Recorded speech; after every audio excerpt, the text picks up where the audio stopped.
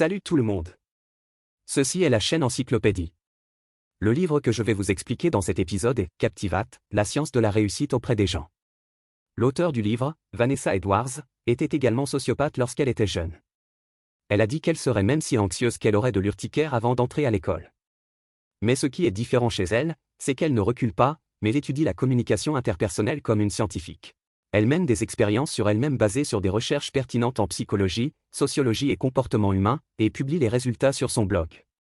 Le contenu a été si bien accueilli qu'elle a élargi ses expériences pour continuer à tester, peaufiner et perfectionner ses compétences sociales. Aujourd'hui, les cours développés par elle et son équipe ont influencé des millions d'étudiants aux États-Unis, et elle a également ouvert des colonnes dans le Huffington Post et le magazine Forbes. Le livre qui sera interprété dans ce numéro est un résumé des années de recherche et de pratique de Vanessa. En matière de communication, nous ne la connaissons que trop bien. De la discussion avec des amis à la communication avec le patron au sujet des promotions et des augmentations de salaire. Pour la plupart des gens, la communication est notre devoir quotidien, tout comme manger et dormir. Pour la plupart des gens, la communication quotidienne consiste simplement à suivre inconsciemment leurs sentiments. Et lorsque nous sommes confrontés à des situations inhabituelles et que nous avons besoin de communiquer consciemment, de nombreuses personnes se rendent compte qu'elles ne peuvent pas comprendre efficacement la situation. Par exemple, une personne qui est habituellement éloquente devant ses amis peut soudainement avoir peur socialement lors d'un dîner formel. Pour un autre exemple, une personne peut discuter sans fin en ligne, mais lorsqu'elle sort avec quelqu'un hors ligne, elle ne peut discuter que de manière maladroite. Est-ce parce que ces personnes ont une faible intelligence émotionnelle et ne peuvent pas discuter? Non. Ils n'ont généralement aucun problème à interagir avec les gens. Le problème est qu'ils manquent de compétences spécifiques pour faire face à des situations inhabituelles. Certaines personnes se méfient des techniques, pensant que les techniques sont des routines et qu'elles nuiront à la sincérité de la communication interpersonnelle. Mais en fait, les compétences ne se limitent pas à ces pauvres mots. De bonnes compétences peuvent enrichir nos choix en matière de communication interpersonnelle et fournir des moyens plus appropriés lorsque nous souhaitons exprimer nos sentiments. Lorsque nous nous trouvons dans des situations inconnues, nous pouvons aussi avoir un certain sentiment de contrôle. Ce livre mettra à jour la compréhension de nombreuses personnes sur les compétences en communication. Il peut également être considéré comme un guide de mise à niveau de notre boîte à outils sociale. Il peut mettre à niveau certaines anciennes méthodes que nous maîtrisons. Par exemple, nous savons tous que nous devons laisser une bonne première impression, c'est pourquoi ce livre nous propose 3 pistes d'amélioration pour créer une bonne première impression. En plus de mettre à niveau les impressions existantes, ce livre peut également nous aider à prêter attention à certains aspects auxquels nous n'avions pas prêté attention auparavant et à fournir des solutions plus détaillées. Ensuite, je vais vous présenter l'essence de ce livre selon 3 scènes. Dans le premier scénario, en 5 minutes, comment susciter l'intérêt des autres et entamer une communication agréable. Dans le deuxième scénario, on prolonge la durée à 5 heures. À ce moment-là, comment communiquer plus profondément et construire une relation de confiance mutuelle? Enfin, dans le troisième scénario, on étend le délai à 5 jours et on voit comment on peut construire une alliance en si longtemps. Première partie. Jetons un coup d'œil au premier scénario, une communication de 5 minutes. Beaucoup de gens murmureront dans leur cœur lorsqu'ils entendront 5 minutes, pensant que 5 minutes, c'est un peu court, mais en fait, si nous y réfléchissons bien, dans de nombreux cas, lorsque nous rencontrons quelqu'un pour la première fois, en nous saluant et nous présenter, échanger quelques mots, généralement. La conversation ne durait que quelques minutes. Même si de nombreuses fêtes et dîners durent longtemps, la clé pour pouvoir se parler en privé et établir une relation peut résider dans ces quelques minutes. Quel devrait être l'objectif d'une communication de 5 minutes? L'auteur a donné une réponse très intéressante, à savoir concevoir une expérience pour l'autre partie. Par où doit commencer le design d'expérience? La réponse donnée dans de nombreux livres consiste peut-être à concevoir une déclaration d'ouverture, mais l'auteur de ce livre estime qu'une approche plus professionnelle consiste à organiser des points de contrôle à partir du lieu de la réunion. Les gens se comportent différemment dans des environnements différents. Bien que nous puissions obtenir de bons résultats dans diverses situations après un entraînement répété, si nous sommes sur un terrain où nous sommes mal à l'aise, nous devons consacrer plus d'énergie et d'efforts pour surmonter la résistance apportée par l'environnement. Si une personne aime discuter tranquillement et profondément, un café familier est plus approprié qu'un parc où les gens vont et viennent. Ainsi, lorsque nous sommes invités, nous faisons attention à l'endroit où se déroulera la fête. Est-ce que cet endroit est un terrain de jeu qui nous mettra en excellentes conditions? Est-ce un endroit neutre qui n'est ni bon ni mauvais? Ou un environnement qui draine énormément notre énergie? Tant que nous commençons à faire des choix à cette étape, nous acquérons un certain sentiment de contrôle. Après avoir fait notre choix et nous rendre au rendez-vous, l'auteur nous a rappelé qu'au même endroit, il y a différents domaines auxquels il faut prêter attention. Par exemple, nous participons à un événement et espérons nous faire de nouveaux amis. Alors, après nous être inscrits à la porte, dans quelle zone de la salle devons-nous nous rendre? La zone de connexion n'est peut-être pas adaptée. les gens qui viennent ici n'ont souvent pas encore compris la situation. Si vous parlez ici, l'autre partie peut sembler un peu distraite. Et si nous allons directement chercher des connaissances, cela peut aussi être un problème, car une fois que nous commencerons à discuter avec des connaissances, il nous sera difficile d'avoir l'opportunité de rencontrer de nouveaux amis. L'auteur nous a recommandé de tenter notre chance dans la zone des boissons. Ici, tout le monde a généralement un verre à la main et n'est pas pressé de partir, beaucoup de gens se sentent même un peu gênés de rester seuls là-bas. Ici, nous pouvons avoir une conversation naturellement. L'auteur appelle la zone propice à la conversation, dessert social. Lorsque nous allons à un événement, nous devons rechercher la zone qui est le dessert social à cette occasion. Commencez à communiquer ici et nous obtiendrons le double du résultat avec la moitié de l'effort. Maintenant que la zone a été sélectionnée, peut-on démarrer directement la communication? Ne vous inquiétez pas, avant de commencer officiellement, la première impression laissée à l'autre partie affectera grandement le jugement de l'autre partie. Nous devons gérer la première impression dans l'esprit de l'autre personne. Est-ce que cela nous permet de nous habiller convenablement et de sourire en toute confiance? Si nous pensons ainsi, nous interprétons la première impression à la légère. L'auteur explique que pendant la courte période de temps où les gens interagissent pour la première fois les uns avec les autres, ils chercheront inconsciemment les réponses à 3 questions chez l'autre personne. Ces 3 questions sont les suivantes: êtes-vous hostile ou gentil? Gagnant ou perdant? Es-tu mon allié ou mon ennemi? La première impression que nous laissons à l'autre personne est en fait de répondre à ces 3 questions dans son subconscient. Comment faire ressentir à l'autre notre gentillesse? Le livre mentionne un tout petit détail, à savoir montrer les mains. L'auteur dit que nous prêtons inconsciemment attention aux mains de chacun, ce qui peut être lié au mécanisme de survie que nous avons conservé au cours de notre longue évolution. Vous pensez qu'à l'époque de la cueillette et de la chasse, si un étranger venait nous rendre visite, qu'il ait une lance ou une pierre à la main pourrait affecter notre vie ou notre mort. Montrer vos mains, c'est dire à l'autre partie que nous ne sommes pas une menace. Non seulement nous montrons nos mains, mais nous nous serrons aussi solennellement la main. Pas un signe de la main, un high five, un coup de poing, mais une poignée de main. L'auteur a expliqué que parce que le corps libère de l'ocytocine lorsque les gens ont un contact peau à peau, les gens se sentent connectés et se font plus facilement confiance. Ce changement physique est crucial lorsque l'autre partie détermine si nous sommes amis ou ennemis. Si nous nous sentons nerveux et que nos mains ne peuvent s'empêcher de transpirer, nous pouvons alors envelopper une couche de tissu à l'extérieur de la tasse lorsque nous prenons la boisson pour garder nos mains au sec. L'orientation des paumes lors de la poignée de main est également importante. D'un point de vue non verbal, les paumes tournées vers le haut indiquent la soumission et l'abandon, donc si nous maintenons nos mains baissées et forçons l'autre personne à faire face, paume vers le haut, cela peut la mettre mal à l'aise. Donc, si nous voulons faire comprendre à l'autre partie que nous sommes tous les deux égaux, alors lorsque nous nous serrons la main, nous devons garder nos mains verticales, ni vers le haut ni vers le bas. Et si nous voulons faire preuve d'humilité, il vaudrait mieux tenir nos paumes légèrement vers le haut lorsque nous nous serrons la main. Alors comment montrer que nous avons l'aura d'un gagnant? La clé est de surveiller le langage corporel. Le comportement typique d'un gagnant est d'occuper autant d'espace que possible avec son corps. Par exemple, la posture akimbo est une posture typique du gagnant. En revanche, si nous rétractons ou baissons inconsciemment la tête pour jouer avec notre téléphone, nous nous retrouverons dans une position vulnérable. Si l'on ne veut ni être faible ni trop dominateur, l'auteur préconise une posture ouverte, les épaules s'affaissent naturellement, regardent vers l'avant, le menton légèrement relevé, les bras tombant, laissant un certain écart entre les bras et le corps, et exposant les mains. Une telle posture envoie le signal de ne pas être humble ni arrogant. Alors, comment exprimer notre bonne volonté et convaincre l'autre partie que nous sommes un allié potentiel? La clé est de maintenir un contact visuel. L'auteur estime que dans la plupart des cultures, si l'on veut établir de bonnes relations avec les autres, il faut s'assurer que 60 à 70% du temps pendant la conversation, les deux interlocuteurs ont un contact visuel et essaient de ne pas regarder par-dessus l'autre. La tête de la personne pour regarder derrière elle. En résumé, la poignée de main, la position et le contact visuel sont les points de contrôle clés pour faire une bonne première impression. L'auteur a qualifié ces 3 comportements de triple offensive.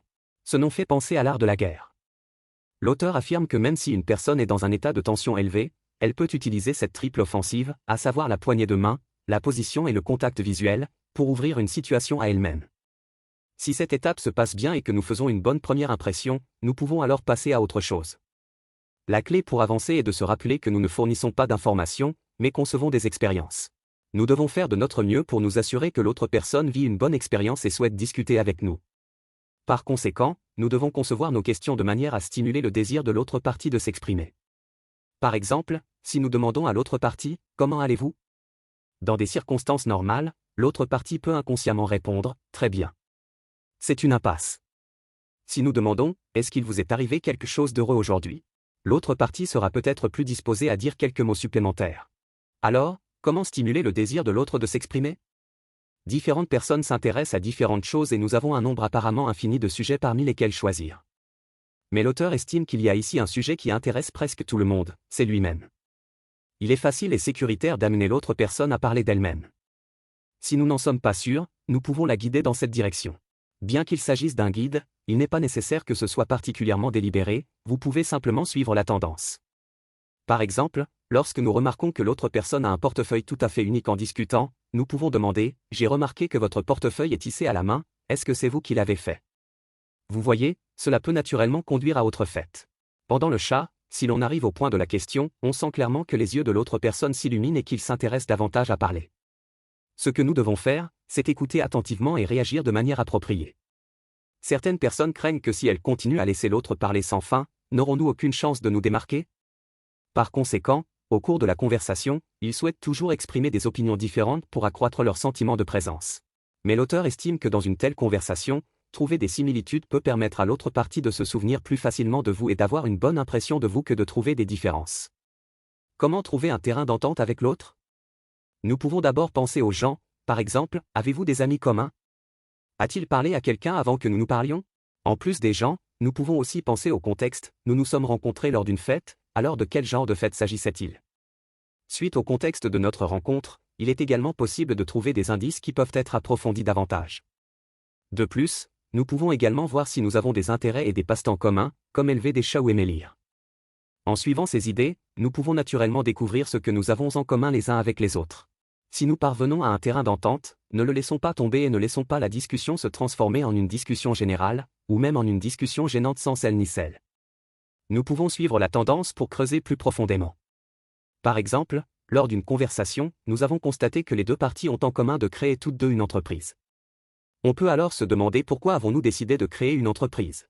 L'autre partie peut répondre qu'elle espère qu'elle ne veut pas travailler pour les autres et qu'elle espère que ses horaires de travail pourront être libres et flexibles. Nous pouvons saisir le point d'aimer la liberté et continuer à demander. Chaque fois que nous demandons, nous pouvons découvrir plus d'indices, plus d'informations et plus de liens entre nous deux. De cette façon, cette communication de 5 minutes peut devenir une expérience agréable. Et nous savons tous que si une expérience peut atteindre son point culminant à la fin, elle sera particulièrement impressionnante. Alors, y a-t-il des astuces pour concevoir une fin impressionnante à cette agréable conversation de 5 minutes? L'auteur pense qu'il y a une idée, c'est-à-dire que nous pouvons essayer de nous soutenir et de nous entraider. Par exemple, si l'autre personne vient d'arriver dans cette ville, nous pouvons lui recommander de délicieux restaurants locaux, si l'autre personne est aux prises avec un certain problème, nous pouvons lui présenter un ami qui connaît la situation pour l'aider, ou si l'autre personne aime aller au théâtre, nous pourrons prendre rendez-vous la prochaine fois. Allons voir ensemble un artiste célèbre. Fournir un soutien et une assistance de cette manière approfondit encore davantage notre relation avec l'autre personne. Si cette étape peut être franchie, alors cette communication de 5 minutes peut se terminer parfaitement. La seconde partie. Alors que pouvons-nous faire si ce n'est pas 5 minutes, mais 5 heures? Vous voyez, 5 heures, cela pourrait être un rendez-vous, un dîner avec quelqu'un et une conversation jusqu'à la fermeture du restaurant. Cela pourrait aussi être un après-midi où vous retrouvez des amis et aller dans un endroit où vous n'êtes jamais allé auparavant. Vous pouvez également prendre une bière et manger des brochettes, et discuter tous les deux du soir au jour. 5 heures, c'est bien plus généreux que 5 minutes. Vous savez, beaucoup de gens n'ont rien à dire après avoir discuté pendant moins de 5 heures. Quel genre d'objectif devrions-nous poursuivre pendant si longtemps? L'auteur estime que 5 heures suffisent pour comprendre une personne et essayer de construire une relation stable, et la clé derrière cela est de mener à bien un échange. Il s'agit en fait d'une théorie proposée par le psychologue social Uriel G. Fra. Fra estime que toutes les interactions humaines sont en réalité des transactions. Si un accord peut être conclu, une relation peut être construite. Beaucoup de gens se sentent très mal à l'aise lorsqu'ils entendent le mot transaction et estiment qu'une telle relation est particulièrement utilitaire. Cependant, les transactions mentionnées ici par Fula ne concernent pas seulement l'échange d'informations, d'objets, d'argent et de pouvoir, mais aussi certaines choses que nous considérons généralement comme inestimables, comme les soins, le soutien, les éloges et l'acceptation, qui sont également des ressources échangées. Par conséquent, l'échange mentionné ici n'est pas un échange d'avantages tel que nous l'entendons généralement, mais plutôt une relation dans laquelle les deux parties peuvent obtenir ce dont elles ont besoin. Fra a divisé les ressources que les gens échangent en 6 catégories, l'amour, le statut, l'argent, les biens, l'information et les services. Plusieurs autres ressources sont plus faciles à comprendre pour nous. Que signifie ce service? L'auteur explique que le service fait référence au soutien, aux soins et à la chaleur que nous accordons habituellement aux autres. Dans les relations, c'est une ressource essentielle. L'inadéquation des besoins peut conduire à des contradictions, voire à des conflits. Par exemple, si un employé veut parler de salaire à son patron, mais que celui-ci ne parle que de l'amitié entre les deux personnes et des idéaux de l'entreprise, l'employé peut se sentir très mal à l'aise. Parce que ce dont l'un a besoin, c'est d'argent, tandis que l'autre ne donne que des encouragements verbaux, c'est-à-dire du service. Par exemple, si un enfant veut que son père joue avec lui, mais que son père ne lui donne que de l'argent, il sera difficile pour l'enfant d'être heureux. Parce que ce dont l'enfant a besoin, c'est du soutien émotionnel et de la compagnie de son père, c'est-à-dire de l'amour et du service, mais son père ne lui fournit que de l'argent. À ce stade, vous avez peut-être compris la particularité de ce type d'échange, l'échange dans une relation n'est pas un échange avec un prix clairement annoncé par les deux parties. Parfois, les parties impliquées ne savent même pas exactement ce dont elles ont besoin. Quel genre de personne est l'autre personne? Quel type de besoin a-t-elle? Comment devons-nous lui répondre? Comment réaliser l'échange et quel type d'échange doit être réalisé? Nous devons l'explorer nous-mêmes. Alors, comment devrions-nous connaître les besoins réels d'une personne? L'auteur estime que l'on peut observer les micro-expressions d'une personne lorsqu'elle parle. Lorsque les gens ressentent des émotions fortes, des expressions faciales correspondantes apparaissent brièvement sur leur visage. Cette expression est une réaction involontaire de la personne. Souvent, la personne concernée n'en est pas consciente. Par conséquent, les scientifiques croient généralement que les informations émotionnelles véhiculées par les micro-expressions, plus fiables que ce qu'une personne dit. Par exemple, lorsque nous parlions de son patron avec un ami, il disait qu'il respectait son patron, mais avant de dire cela, le coin droit de sa bouche s'est inconsciemment et rapidement relevé. Ensuite, il ne respecte probablement pas vraiment son patron, car le message véhiculé par cette micro-expression est le mépris et le dédain. L'auteur donne une manière simple de juger dans le livre, c'est-à-dire que si vous constatez que l'autre personne fait inconsciemment une certaine expression, vous pouvez essayer de l'imiter. Habituellement, nous pouvons ressentir l'émotion véhiculée par cette expression, puis ressentir l'état intérieur de l'autre. En plus de prêter attention aux micro-expressions de l'autre personne, nous pouvons également observer ce qu'il a fait spécifiquement et résumer ce que l'autre apprécie. Comme mentionné précédemment, il n'existe que 6 types de ressources que nous échangeons dans les relations: l'amour, le service, le statut, l'argent, les biens et les informations. Par exemple, un collègue aime discuter et prend souvent rendez-vous pour dîner pour s'informer sur divers développements, la ressource qu'il souhaite sera donc probablement de l'information. Un collègue aime concourir pour les postes de travail et les places de stationnement les plus confortables de l'entreprise. Il est très heureux de recevoir l'aide sociale. Chaque fois qu'il part en voyage, il apporte des souvenirs à tout le monde, ce sont donc probablement les objets qui comptent pour lui. Cette méthode peut non seulement être utilisée sur des collègues et amis, nous pouvons également utiliser cette méthode pour nous observer. Parfois, notre compréhension de nous-mêmes est fausse. Par exemple, une personne croit toujours que tous ses efforts visent à gagner beaucoup d'argent. Mais en repensant à son passé, il s'est rendu compte que même s'il travaillait dur, le moment le plus heureux n'était pas l'augmentation de salaire, mais le moment où il était admiré et respecté par les autres. Alors son principal attrait n'est peut-être pas l'argent, mais le statut. Si nous clarifions les besoins fondamentaux de l'autre partie, nous saurons alors comment être ciblés lors du processus de communication. Supposons un scénario dans lequel une personne est arrangée par sa famille pour aller à une fête. En conséquence, elle tombe amoureuse au premier regard d'une personne du sexe opposé lors de la fête et sent que l'autre personne est particulièrement bonne. Il voulait laisser une bonne impression à l'autre partie lors du prochain repas afin qu'il puisse y avoir un développement ultérieur. Selon ce que ressent cette personne, elle peut être tentée de se faire exploser vers le ciel. Mais selon la méthode mentionnée par l'auteur, il a progressivement appris au cours de la conversation que la principale demande de l'autre partie était le service, et il a également eu une bonne impression des articles. Il peut alors sympathiser davantage avec les malheurs de l'autre personne, soutenir ses choix et reconnaître constamment sa valeur lorsqu'il discute. Lors d'une journée mémorable, il peut également offrir un autre cadeau de cérémonie. Un tel effort permettra aux deux parties d'établir plus facilement une relation. La troisième partie. Si nous passons de bons moments à discuter pendant ces 5 heures, nous devons développer une relation plus profonde. Dans cette dernière partie, regardons ensemble, si le délai est encore allongé, de 5 heures à 5 jours, comment doit s'effectuer la communication? L'auteur estime qu'à mesure que le temps s'allonge, nous entrons progressivement dans le domaine des relations à long terme. Quels sont les principaux objectifs d'une relation à long terme? Diriger une alliance. Qu'est-ce qu'une alliance? Ce n'est pas toi et moi, c'est nous. Un tel changement signifie d'abord que nous devons réduire la distance psychologique entre les deux parties. Un moyen particulièrement efficace de réduire la distance psychologique entre eux est de partager des secrets. La raison pour laquelle quelque chose devient secret est souvent parce qu'il comporte un côté vulnérable dont nous ne voulons pas qu'il soit connu. Certaines personnes hésitent à partager leur vulnérabilité, pensant que cela les embarrasserait et dégraderait leur image. L'auteur a déclaré qu'en fait, la plupart des gens dans la foule ne le remarqueront pas du tout. La raison pour laquelle les gens sont si réticents à partager des secrets est souvent parce qu'ils se considèrent trop importants et sentent inconsciemment que tout le monde y prête attention. La recherche psychologique souligne en outre que les personnes qui exposent leur côté vulnérable peuvent même gagner plus d'amour parce que leurs erreurs les font paraître plus humaines. Bien entendu, cela ne nous oblige pas à nous analyser en public, le degré de vulnérabilité peut être profond ou superficiel. Le livre recommande une astuce que la plupart des gens peuvent accepter, qui consiste à demander à l'autre personne de lui rendre un petit service. Cette méthode remonte au père fondateur des États-Unis, Benjamin Franklin. Franklin était un amateur de livres. On raconte qu'un jour, il a entendu dire qu'un homme politique avait un livre rare dans sa collection, alors il a écrit une lettre lui demandant s'il pouvait l'emprunter. L'autre partie a accepté. Franklin a rendu le livre après l'avoir lu et a inclus une lettre de remerciement de sa part. Plus tard, Franklin a constaté que l'attitude du politicien à son égard devenait plus amicale et qu'il l'écoutait plus attentivement lors des réunions. C'est pourquoi ce phénomène est également appelé « phénomène de Franklin ». L'auteur a déclaré que dans nos vies, l'application la plus courante et la plus efficace consiste à demander conseil aux autres. C'est une chose courante à dire, nous le faisons tous les jours. Mais si l'on y réfléchit, demander conseil est en réalité la clé principale de la communication. Lorsque nous demandons conseil, nous admettons doucement un manque de connaissance. Lorsque le problème est rejeté, il surprendra et stimulera l'autre partie, la rendant disposée à parler. De plus, lorsque l'autre personne répond à la question en fonction de sa propre expérience, cela nous donne également une excellente fenêtre pour comprendre les besoins réels de l'autre personne. Nous pouvons utiliser ces réponses pour mieux voir qui il est et comment il pense au problème. Ainsi, lorsque nous ne savons pas comment poursuivre la communication, demander conseil est toujours un bon choix. Mais l'auteur nous rappelle également de ne pas demander conseil juste pour le plaisir de demander conseil, mais de demander des conseils dont on n'a pas réellement besoin. Soyez honnête et vulnérable en fonction de vos véritables besoins.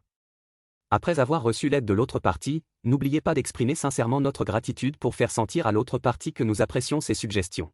Il est préférable de faire également comprendre à l'autre partie comment nos suggestions ont aidé nos actions et notre vie. Ce genre de relation est réel.